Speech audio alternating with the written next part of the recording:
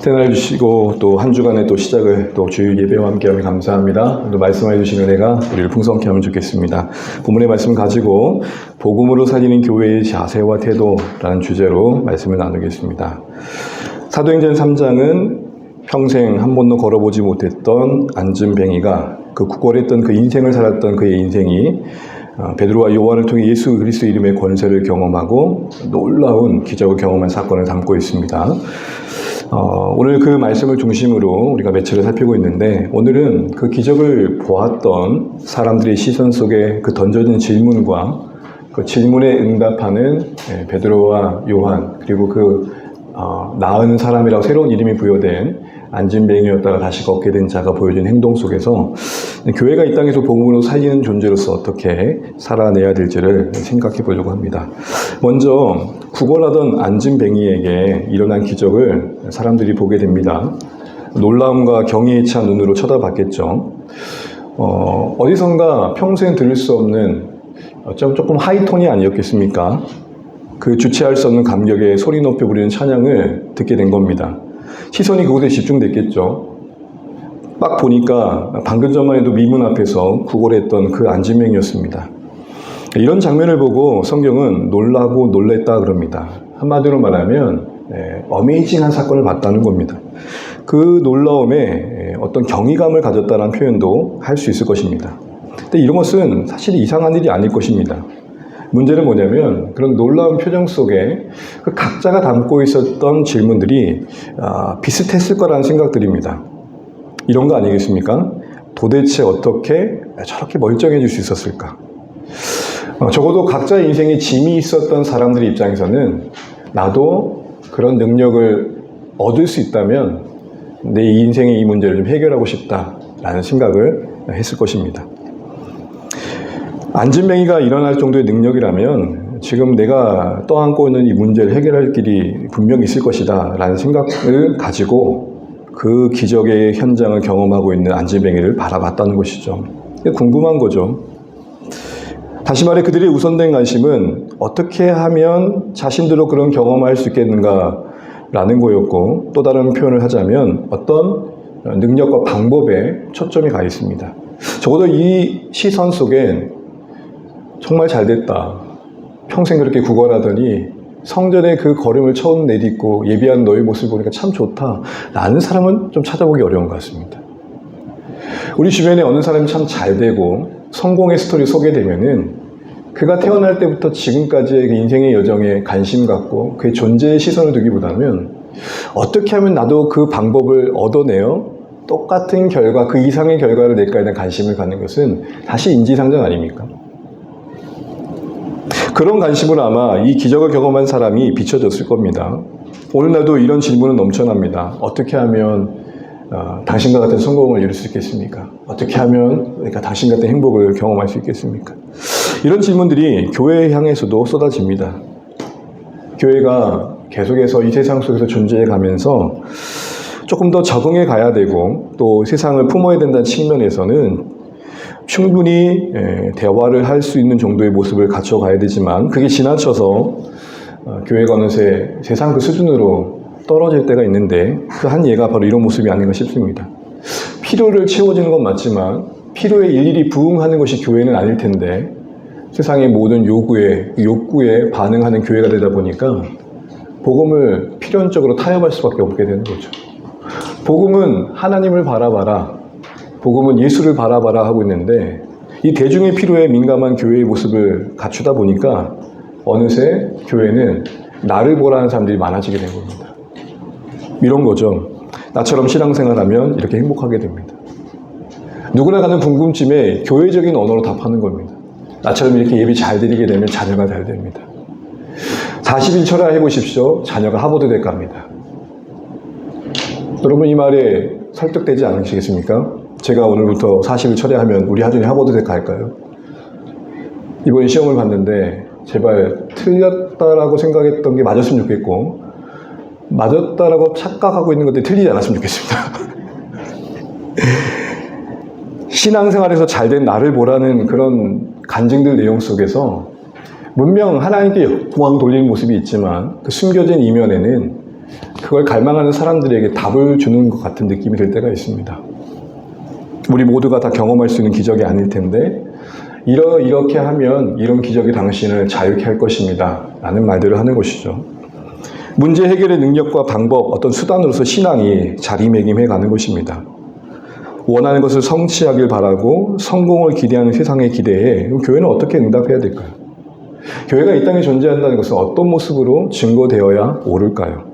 오늘 본문에서 그 표정 속에 가득했던 그 질문, 어떻게 하면 나도 너처럼 기적을 경험할 수 있겠니?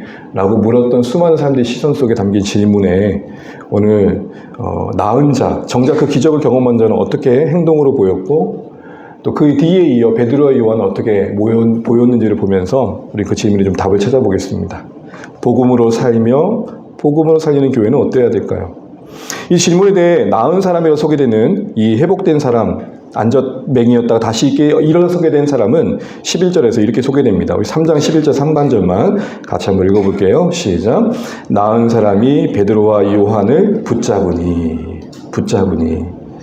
나은 자는 주체 못하는 감격에 찬양을 하고 있었을 겁니다. 그러다가 조금 이제 정신을 차려보니까 어느새 사람들이 저에게 시선을 향해 있는 거예요. 여러분 이런 경험을 많이 하잖아요.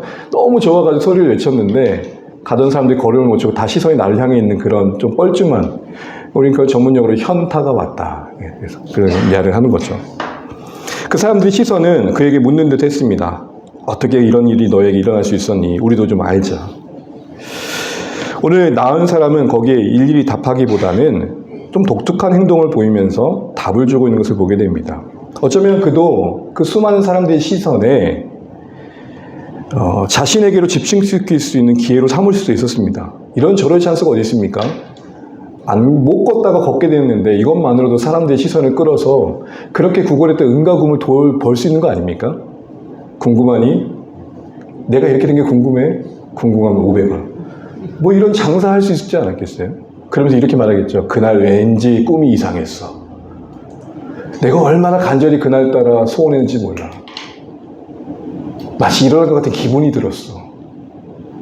베드로와 요한이 좀 달라 보였어. 등등 없던 이야기들이 각색되어 뭔가 누군가 들을 때 진짜 그런가? 라고 할 만한 하나의 이야기가 만들어질 것 같지 않습니까?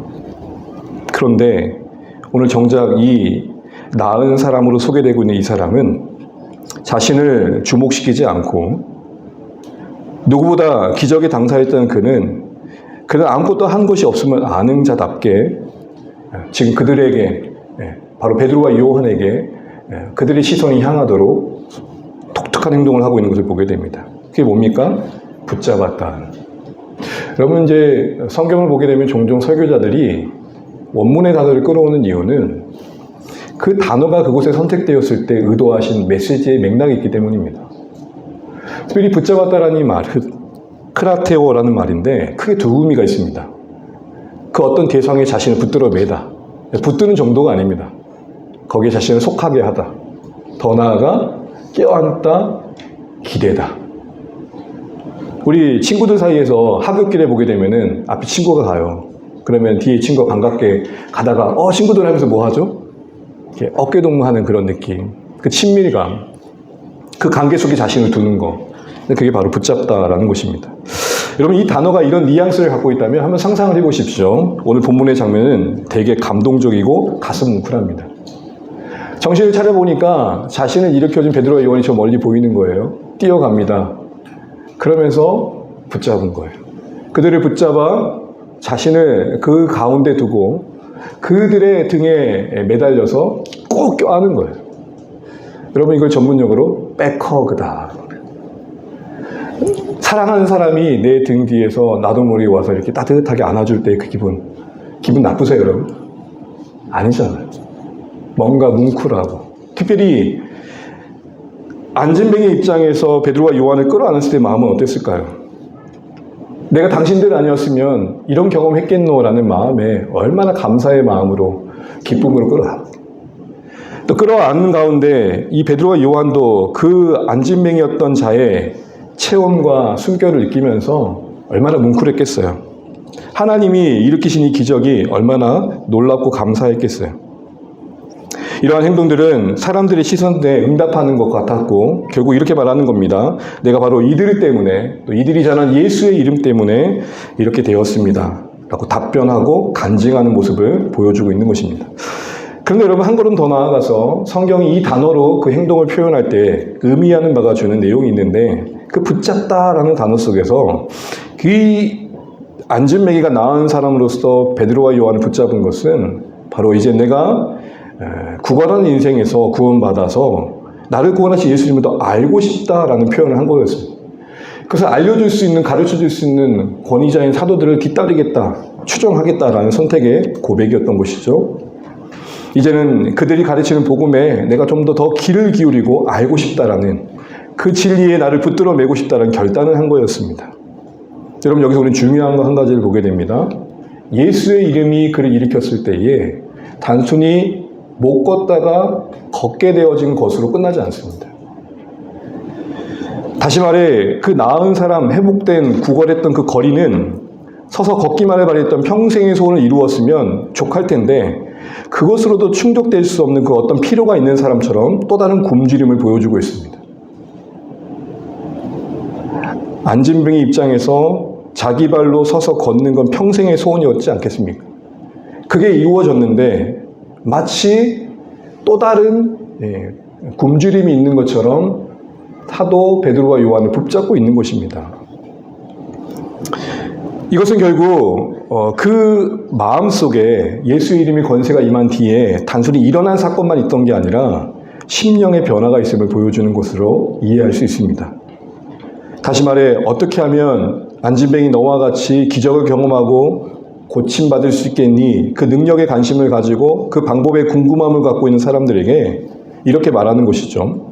당신들은 눈에 보이는 그 어떤 필요만이 채워지고 나면 다 될 거라고 생각할지 모르겠지만 그게 아니라는 것입니다.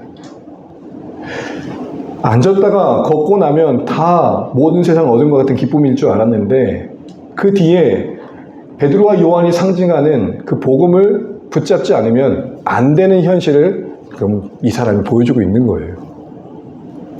육체의 배부름만으로 채울 수 없는 영혼의 굶주림이 있고, 육체의 문제가 해결된 만족과는 비교되지 않는 참된 부요함이 있다는 것을 오늘 이 사람이 평생의 소원인 서서 걸은 것이 이루어졌음에도 불구하고 무언가 더 필요한 사람처럼 사도들을 붙잡는 행태 속에서 그런 또 다른 갈망함이 지금 성경은 우리에게 보여주고 있는 것입니다. 여기서 우리는 중요한 거 다시 한번 생각해 보게 됩니다. 복음으로 생명을 살리는 교회는 세상을 향해 자신들의 원함을 이루는 것으로 육체의 만족을 얻는 곳으로서 비춰지기보다는 그것보다 더 근본적인 필요가 있음을 알려주는 곳으로 더 이해되어야 합니다. 세상의 번영과 행복을 약속하는 곳이 아니라 교회는 예수님의 은혜가 필요한 곳이고, 그래서 하나님과의 관계가 회복되어야 되는 곳이고, 그래서 그 자신의 존재가 다시 한번 재발견되어지는 것이 가장 절실하며 우선된 것임을 알려줘야 됩니다. 아무리 삶의 필요가 채워진다 하더라도, 이제는 좀 먹고 살만한다 하더라도, 마치 안진뱅이가 다시 일어나게 된 것처럼 더 이상은 소원함이 없을 만큼의 공급을 받는다 할지라도 진짜 그 마음이, 그 영혼이, 그 존재가 채워지지 않으면 또 다른 굶주림은 피할 수 없음을 보여주는 것입니다. 신자들도 그걸 보여줘야 됩니다. 세상의 자랑거리를 넘어서는 기쁨과 만족이 있음을 말해줄 수 있어야 됩니다. 결국 우리가 무엇을 붙들어 매는 존재로서 세상에서 증거되고 있는가? 내가 부에 붙들어 매여 있는 인생인지, 욕망에 붙들어 매여 있는 인생인지, 권세에 붙들어 있는 인생인지, 그 무엇에 붙들어 매여 있는 인생인지를 보여내는 거, 그게 복음으로 살리는 교회로서의 중요한 모습임을 오늘 이 안진뱅이가 일어나 사도들을 붙잡고 껴안는 모습에서 확인하게 됩니다. 부와 건강과 명예와 성공과 성취와 행복, 다만 보여지는 것, 그 육체의 피로만을 전부로 여기며 바라는 사람들에게 인간이 그렇게 지음받지 않았음을 알려줘야 되는 것입니다. 하나님과의 관계 속에서 영원히 있는 존재임을 알려줘야 됩니다. 배부른 삶이 아닌, 더 나아가 그것을 넘어 영원히 더 부유해진 삶을 도전해 줄 수 있어야 됩니다. 사람들이 바라고 원하는 것을 신앙의 이름으로 다 채워질 수 있다고 약속해주는 마치 솜사탕 같은 복음이 아니라 진짜 필요가 무엇인지를 알려주는 진실한 복음, 진리의 복음이 선포돼야 되는 것이죠. 우리가 아는 것처럼 십자가 복음이 약속하는 것은 부가 아닙니다. 명예도 아니며 건강도 아닙니다. 십자가의 복음이 약속하는 것은 그런 게 아닙니다. 그래서 여러분 베드로와 요한이 그 구걸한 자에게 처음부터 뭐라고 선언합니까? 은과 금은 내게 없다. 우리는 그것을 주고자 하지 않는다라는 것이죠. 복음이 약속한 것은 그런 게 아닙니다. 복음이 약속한 것은 우리의 존재의 구원이고 거룩이며 이 죽음 너머에 그 영광스러운 장래의 소망입니다. 그러게 예수님을 믿어도 현실 속에서 여전히 어려움을 겪을 수 있고 힘든 일이 있을 수 있습니다. 그러나 복음이 약속하는 것은 그런 삶의 형편 속에서도 하나님과 동행하는 삶 속에 누리는 이김이 있고 이겨냄이 있고 살아냄이 있음을 약속하고 있는 것이죠. 그 모든 상황을 겪어내며 더 깊어지는 신비의 여정을 약속하고 있습니다. 오히려 그 거룩이 더 영광이 될 것을 말하고 있습니다. 이 땅에서 얼마나 많은 것을 소유했냐의 가치가 천국에서 그리 가치 있지 않을 것이라고 말하고 있습니다. 그냥 돌아다니는 유머입니다. 전혀 신학적 근거도 없는 이야기니까 가볍게 들으십시오.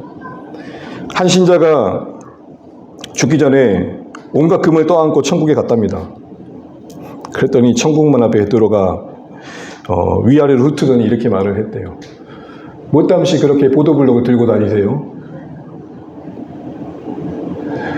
여기서는 책으로 읽었던 것들이 우리가 생각하는 영광의 그 나라에서는 아무런 가치가 없었다는 생각을 해보면 진짜 충격입니다. 그래서 누구는 이렇게 얘기를 했어요. 진짜 복음을 알면 이 세상에서 제정식으로 살기 쉽지 않다. 왜요? 다 똥으로 보인다. 이런 맥락에서 베드로와 요한이 선언했던 은과 금을 구하지 않는 교회, 성도의 모습은 뭐겠습니까? 은과 금이 있어도 할 수 없는 것이 있음을 아는 것입니다. 은과 금보다 값지고 가치 있는 것이 있음을 아는 겁니다.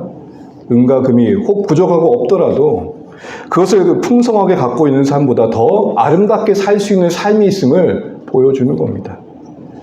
은과 금의 필요는 분명 인정하지만 그것이 우리를 때론 망하게 할 수 있음도 아는 지혜가 있는 것입니다. 사실 평생을 거쳐 우리가 복음과 진리 안에서 살아가면서 인생 속에서 각인하듯 우리 안에 새겨가는 것들이 무엇입니까?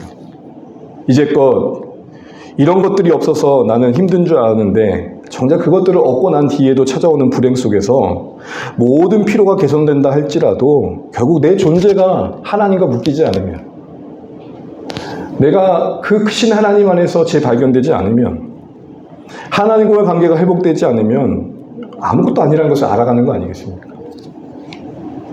그래서 이번 주에 우리가 강사에게 들었지만 중년 이후에 늙어짐 속의 유익 중에 하나는 뭐냐면 세상의 입맛이 떨어진다는 겁니다. 이것은 반대로 그만큼 더 가치 있는 것에 대한 갈망이 내면 속에 일어난다는 것이죠. 그래서 청소년의 시기를 지나면 몸이 커가는 사춘기를 경험한다면 이제 중년 이후에 우리 인생 속에서 무르익어가면 뭐죠? 내면의 사춘기를 경험해요. 그러면서 상승 곡성을 하는 거죠. 그림 기억나시죠? 몸은 1이 되라. 그렇죠? 우리의 삶의 곡선은 이렇게. 아이고. 그걸 우리가 생각해 가게 된다는 겁니다. 쉽게 이렇게 말할 수 있습니다. 돈으로 집을 살 수 있을 걸 알게 열심히 돈을 벌었지만 그 돈이 가정은 지어주지 않더라는 거죠. 여러분, 남자들이 가끔 보통 이제 부심으로 말하는 것 중에 하나가 이제 이겁니다. 가끔 이런 애들이 있으면 시계를 봐주시면 돼요. 되게 보면 비싼 시계를 되게 가치 있게 여기는 친구들이 종종 있어요. 돈으로 시계를 살 수 있지만 이제 아는 거죠. 세월은 살 수 없다는 거. 그래서 뜻대로 원대로 사는 게 아니라 뭔가 더 가치 있는 것을 위해 살아야겠다는 생각을 하게 되는 거죠. 복음이 우리 안에 만들어가는 내용들이 바로 이런 것들입니다. 그래서 결국 이런 마음을 갖게 됩니다. 다만 잘 되기만을 바라는 그런 마음에서 거룩한 자가 되길 소원합니다. 진짜 부요함을 아는 자가 되길 소원합니다. 거룩한 자가 된다는 건 뭡니까?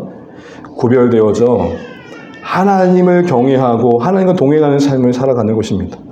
세상 가치에 나를 붙들어 매기보단, 그걸 끌어안기보다는 하나님 나라를 끌어안고 내 주어질 형편은 비록 여전히 연약함이 있고 제약이 있지만 그 힘겨운 속에 더 부요함을 담으시는 하나님과 동행하며 신비를 경험해 가는 겁니다. 결국 나를 살게 하는 것은 하나님이시는구나. 이걸 놓치지 않고 오히려 힘겨울수록 하나님께 더 집중합니다. 이걸 이렇게 표현한 분이 계셨습니다. 여러분, 넘어져도 힘들어도 이왕이면 하나님 앞으로 넘어지십시오. 그게 기도겠죠. 그게 그래도 진실한 마음으로 한대해주는 공동체겠죠. 그래도 그리 가고 싶지 않은 또 예배의 자리 아니겠습니까? 우리가 보통 경험하는 중에 하나가 그겁니다. 우리가 육신이 있는 존재라 하나님도 우리를 긍휼히 여기십니다. 그러나 진짜 갈까 말까 겁나 고민하고 있는데 또 가자. 몸이 이끌어 갔어요. 뭐 은혜의 기대 전혀 그런 거 일도 없고 그냥 몸이 이끌어 갔어. 더 칸이 주저앉아 있는데 웬걸 하나님 나를 가만히 안 놔주시네. 그래서 여러분, 신앙생활에 몸의 습관은 정말 중요합니다. 제가 아는 동역하는 그때 여러분 여름에 오셨던 나상원 목사님 기억하시죠? 나상원 목사님이 작년에 올해 여름에 오셨죠. 그분이 섬기셨던 교회가 100년 가까이 됐는데 이런 얘기를 했었어요. 새벽 예배 드리면 항상 요 앞에 요즘 요 효경이야 우리 하은이 앉아있는 저기에 떡하니 이제 백발의 어르신이 이제 앉아 계시대요. 여쭤봤대요. 새벽 예배 몇 년 들으셨어요? 올해 70년 차입니다.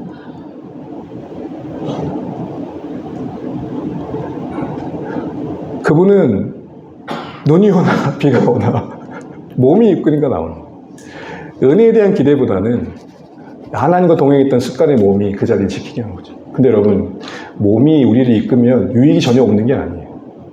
저도 운동을 하다 보면 그런 경험을 하게 됩니다. 진짜 오늘 너무 몸이 무겁다. 진짜 주저앉고 싶고 털썩 들어놓고 싶은데 그래도 끌고 가서 런닝머신 하고 나면 어떤 마음이 들죠? 야, 오늘은 왠지 새날 같은데? 뭔가를 하고 싶으면 뭐가 일어나요? 의욕이 일어나요. 유사하지 않을까요? 이처럼 하나님과 동행하는 삶이 우리를 더 살린다는 것을 알고 힘들수록 하나님께 더 나오기를 선택해 가는 거죠. 그리고 하늘가치에 나를 자꾸 붙들어 매고 보여지는 세상가치에 요동하지 않기를 힘쓰는 것이겠죠. 여러분, 그런 삶의 모습이 복음으로 살아내는 교회이며 복음으로 진짜 살리는 교회로서 보여야 할 세상을 향한 모습이라는 것입니다.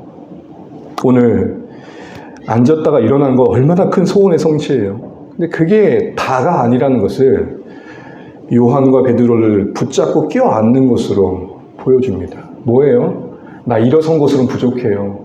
베드로와 요한을 통해 말씀을 듣고 싶고 그들이 추구하는 복음을 나도 따르고 싶고 그들이 전하는 예수님께로 나도 가고 싶어요. 더 알고 싶어요. 그런 영적인 굶주림이 그리고 우리 더 하나님께서 우리에게 원하시고 또 그것이 복음이 만드는 진정한 마음이라는 것입니다. 그런데 여전히 세상은 자신들이 원함을 채워줄 수 있는 욕구를 가지고 신앙을 대하고 교회를 찾고 그렇습니다. 이런 세상 속에 우리는 진짜 필요가 뭐냐? 원하는 거 말고 진짜 우리 가운데 있어야 될 채워져야 할 필요를 알고 있고 말해줘야 되며 보여야 되고 우리도 그 필요를 채우는 인생으로 살아가야 됩니다. 몇 가지 기도 응답되었다고 내 인생이 다 행복의 여정이 됩니까? 조그마한 생각에 이런 생각을 한 적이 있었습니다. 고등학교 때 친구들하고 항상 고3 때 야자 시간에 뭔 그래도 할 말이 많은지 남자들이 항상 그랬어요. 우리 대학만 가자. 대학만 가자. 그 다음엔 우리의 인생이 진짜 고속도로 하이웨이다. 갔더니 이게 웬걸입니까? 여자친구 없어 힘들어하고 성적 떨어져 힘들어하고 군대 가야 되냐 마냐에 힘들어하고 결국은 시험 문제 앞에 힘들어하고. 사랑하는 주 안에 가족 여러분, 짐이 없어지는 게 인생이 아니면 우리가 압니다. 그 짐을 신앙 안에서 의미 있게 만들어가고 감당해 가면서 내 존재가 자라고. 무게가 있어야 자라는 거죠. 무게가 있어야. 바로 그런 것이 복음의 본질임을 알고 세상을 향해 자기들이 필요만을 말하는 사람들에게 아니야, 그것도 채워져야겠지만 진짜 채워져야 할 필요는 그런 게 아니야. 네 안에 예수가 있어야 돼. 하나님의 은혜가 있어야 돼. 이걸 말할 수 있는 곳이 교회임을 바로 아시고 오늘 안진뱅이가 일어나 그걸로 만족하지 않고 베드로와 요한에게 자신을 붙들어 맸던 것처럼 우리도 그런 갈망함이 눈에 보이는 것을 넘어 정말 하나님을 향한 사모함이, 그것이 있어야만 진짜 행복하다는 확신이 우리 가운데 일어나기를 주님의 이름으로 축복합니다. 두 번째로는 나은 사람이 이 베드로와 요한을 붙잡았을 때 생각할 수 있는 또 다른 장면은 이 베드로와 요한의 입장입니다. 여러분, 친구가 뒤에서 이렇게 헐컥하고 안았고 껴안았어요. 그러면은 그 친구를 정말 때로는 싫어할 수 있잖아요. 미워하실 때 어떤 순간에. 그럼 어떻게 해요? 뭐 하는 것이요? 이랬을 거예요. 근데 지금 장면은 뭐예요? 베드로와 요한의 그 어깨에 매달려 껴안고 있는 이 안진뱅이를 베드로와 요한이 내치고 있지 않아요. 받아주고 있고 오히려 더 넉넉하고 든든한 등이 되어주고 있어요. 그가 매달려 끌어안길 만큼 버텨주는 의지가 되고 있어요. 보십시오. 한낱 비루한 인생이었습니다. 절망 속에 빠져있는 한 인생이었습니다. 그런데 그에게 버텨주고 의지가 되어주는 존재로서 이 베드로와 요한이 소개되고 있습니다. 이는 두말할 것도 없이 그들이, 베드로와 요한이 예수님께 매달렸기 때문에 가능한 삶이었을 것입니다. 만약에요, 베드로와 요한이 자신들의 신분을 관리하고 소위 세상 말처럼 관계를 관리했다면, 도와주긴 했지만 어디 근본도 없는 사람이 나와 같이 있으려고 그래 하고 내치지 않았겠어요. 그의 인생을 받아주고 있고 함께 가고자 그 붙들어 매는 그 안아줌을 수용하고 있습니다. 만약 베드로와 요한이 어떤 성공과 욕망을 꿈꿨다면 그 거리 내에 계속해서 눈을 뒀겠어요? 잠시 동정하듯 도와줄 수 있었겠지만 그 뒤에 그의 인생과 함께 동행하며 그의 필요를 또한 채워주는 일들에 헌신할 수 있었겠냐는 것이죠. 이처럼 사랑하는 주안의 가족 여러분, 오늘 베드로와 요한이 목을 메어 꼭 껴안는 그 사람을 받아주는 등이 되어진 것, 기대 많은 뒷모습을 갖고 있었던 것은 그들이 앞에 예수를 붙들고 있었기 때문에 가능합니다. 이건 반대로 말하면 내가 뭘 붙들고 의지하고 있느냐가 내 주변에 어떤 사람이 있냐를 결정할 수 있는 겁니다. 만약에 제가 도박에 빠져 있으면 제 주변에 어떤 사람들이 올까요? 도박을 즐거워하는 사람과 또 그걸 알려주겠다고 하는 스승들이 오겠죠. 예수님을 끌어안고 사는 인생이었기에, 베드로와 요한이었기에, 그들에겐 하나님 나라를 품고 있었기에 그 나라를 찾는 자들이 가까이 오게 되었던 겁니다. 여러분, 놀라운 신비입니다. 주 안의 교회가 하나님 나라를 이어갈 때 중요한 것은 어떻게 하면 사람들을 불러 모을까 이전에 내가 얼마나 하나님 나라를 더 가치 있게 여기냐의 싸움입니다. 우리가 예수님을 귀하게 여기면 여길수록, 사랑하면 사랑할수록 그 예수님이 필요한 사람들이 모이게 되어 있습니다. 내가 하나님을 사랑하는 인생으로 비춰질 때 어딘가 해중 속에는 그 신이, 그 하나님이 필요한 인생이 찾아오게 되어 있다. 바로 그런 모습을 오늘 베드로와 요한에서 확인하게 되는 것입니다. 뒤에 12절에 자신들에게 향한 시선을 내몰차게 거부하고 예수님을 바라보라고 했던 그들처럼 결국 생명의 주, 회복의 근원이신 예수님께 시선을 그들이 두었기 때문에 베드로와 요한은 넉넉해질 수 있었어요. 어느새 예수님의 등을 닮아간 거죠. 여러분, 예수님이 십자가를 어디에 매셨어요? 어깨와 등에 매셨죠. 십자가가 상징하는 건 뭐예요? 온 세상의 죄예요. 단순한 형태의 나무가 아니라 그 의미한 바가 온 세상이라면 그 등은 그 온 세상을 감당할 만큼 넓으셨던 거죠. 오늘 베드로와 요한이 그 등을 닮아가고 있어요. 왜요? 그런 사랑을 받았거든요. 그들이 예수님의 등에 기대어 있었거든요. 그러니 또 다른 사람에게 등을 내어줄 수 있었던 겁니다. 그런데 여러분, 이런 생각을 한번 해보게 돼요. 왜 굳이 등에 매달리다, 등을 끼어안다, 왜 뒷모습을 다룰까요? 왜 성경은 이 뒷모습에 관심을 가질까요? 우리는 보통 치장하면 어디로 치장하죠? 여러분, 여기 이렇게 하지 않잖아요. 어떤 분은 흑채를 바르긴 해요. 네. 근데 보통은 세안을 하고 피부를 깔끔하게 하고 영양분을 보습한 다음에 겉화장을 하잖아요. 그렇죠? 여러분, 보통 그렇게 안면을 하잖아요. 뭐 뒤에 이렇게 뭐 살짝 하더라도. 주로 다 치장은 앞모습이에요. 왜요? 사람들이 앞을 보니까요. 그래서 뒷모습이 어떤 상징하는 바는 뭐죠? 차마 꾸미지 못한 곳. 그래서 역설적으로 진실한 부분. 제가 여러분 앞에 늘 미소 있는 모습을 보일 수 있지만 제 뒷모습을 채 관리하지 못했다가 냉기가 흐를 수도 있는 거예요. 아우, 오셨어요. 쉥 하고 지나가는데 여러분 뒷모습 보니까 목사님 뒤에 영하 10도 막 써있는 거예요.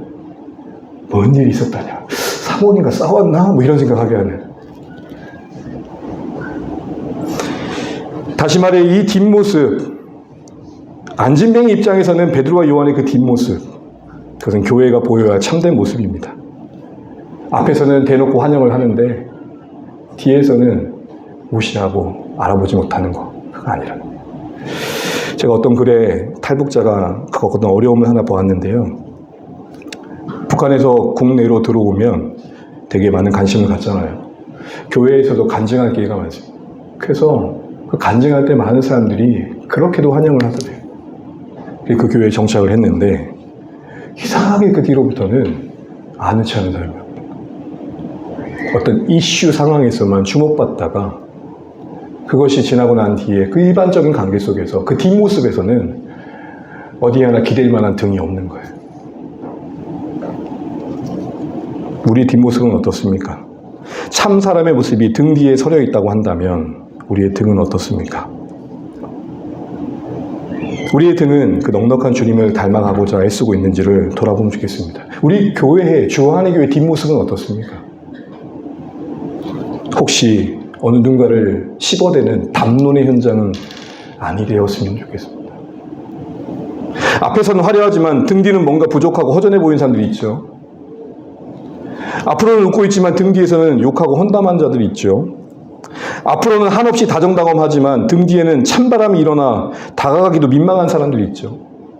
근데 여러분 오늘 본문에 베드로와 요한은 앞은 겁나 초라한데 뒤는 너무 따뜻한 갈릴리 사람들이었습니다. 사람들이 볼 때 어부들 얼마나 주목하겠어요. 그리고 여러분 바닷가 사람들이 보게 되면 떼양볕에 얼마나 얼굴이 그을려요.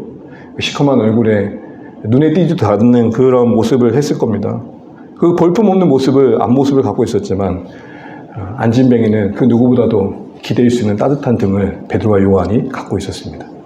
사랑하는 주안의 가족 여러분, 절망에 빠졌던 한 인생이 매달리듯 껴안을 만큼 넉넉하고 포근한 등을 보여주고 있습니다. 사실 그렇게 보면 소유가 넉넉함을 말하지 않습니다. 그 존재의 크기가, 그 뒷모습의 진실함이 그 사람의 넉넉함입니다. 우리 보통 세상 말로 뭐라고 말하죠? 곳간에서 인신난다 그래요. 세상은 그래요. 그러나 우리는 뭐예요? 은혜 안에서 흘러가는 것입니다. 내가 은혜에 붙들려 주님을 붙들고 있을 때, 내 앞에 주님이 있을 때 내 등은 더 진실해집니다.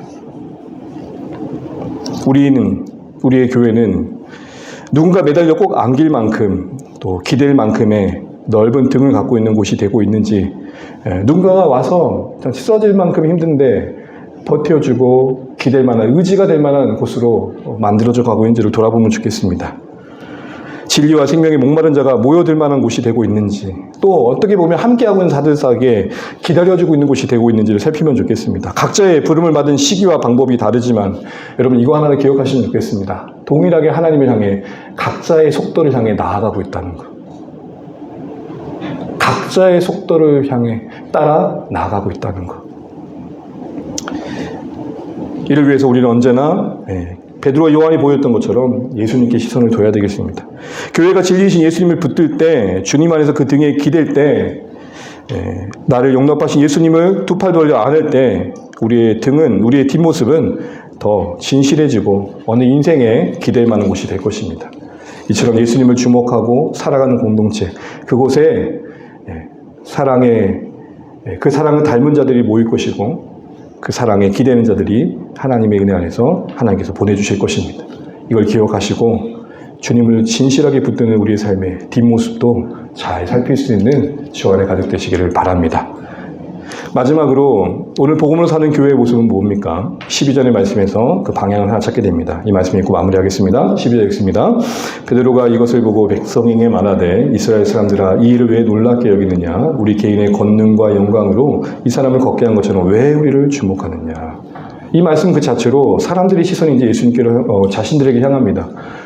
안진뱅이가 베드로와 요한을 떠안으니까 당연히 그랬겠죠. 근데 그 시선을 허용하지 않습니다. 만약 그들의 앞에 당장의 어떤 성공의 가치를 붙들었다면 오늘 이처럼 예루살렘의 스타가 될 수 있는 기회를 놓치지 않았을 겁니다. 그러나 그들은 물리칩니다. 그리고 특별히 그들을 향한 시선을 향해서 이렇게까지 말합니다. 왜 놀랍게 여기느냐? 왜 우리를 주목하느냐? 이 한 절 안에 왜가 두 번이나 나옵니다. 이 뭘까요? 어떤 호통을 치는 듯한 모습을 보입니다. 그럼 왜 호통을 칠까요? 베드로와 요한은 아는 겁니다. 저들이 자신들을 구하는 게 아니라 자신들을 통해 나타날 능력을 구하고 있는 것을, 대중의 시선이 의미한 바를 아는 거예요. 여러분, 살아가면서 이런 분별이 필요해요. 사람들이 나를 좋아하는 건지 내 명예를 좋아하는 건지. 나를 좋아한다고 하는데 내가 가지고 있는 그 무엇 때문에 맺어진 관계인지, 나라는 인격 때문에 맺어진 관계인지를 분별하셔야 됩니다. 다 나 좋다고 따라다니다가 내가 그 어떤 명예를 잃었을 때 콧방귀도 끼지 않고 외면하는 사람도 있다면 그동안 그는 그 자신의 존재로 맺어진 관계가 아니라 그가 가지고 있는 어떤 권력, 영향력 때문에 맺어진 관계죠. 그런 대중의 시선의 본질을 안 겁니다. 아, 저들이 기적에 매료되어서 우리를 따르고자 하는구나. 그래서 예수님의 기적을 보고 억지로 예수님을 왕으로 삼고자 했던 사람들의 시선도 그때 순간 떠올랐을 겁니다. 그리고 더 나아가 이렇게까지 단호하게 하지 않으면 자신들도 그 공명심에 그 유혹에 넘어질 수 있는 자들임을 알았던 거죠. 단호했다는 것은 그만큼 여지라도 두면 그렇게 넘어질 수밖에 없으면 안 겁니다. 아마 이 순간 그들은 예수님의 모습이 생각났을 겁니다. 요한복음 6장 15절입니다. 함께 읽죠. 시작. 그러므로 예수께서 그들이 와서 자기를 억지로 붙들어 임금으로 삼으려는 줄 아시고 다시 혼자 산으로 떠나가시니라.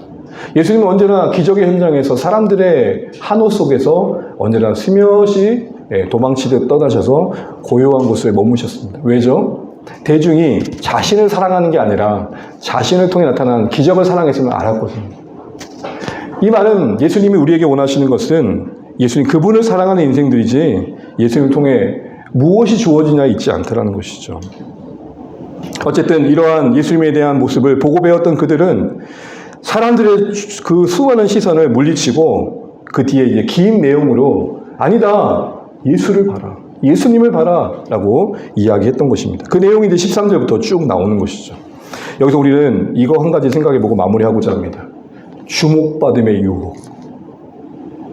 우리 모두 다 인정의 욕구가 있습니다. 그렇지 않습니까? 적어도 칭찬을 받고 기분 나쁠 사람은 없습니다. 그런데 이 유혹이 만만치 않습니다.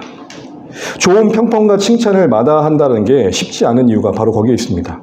이 평판과 칭찬의 주목받음에 사실 취하게 되면 치명적입니다.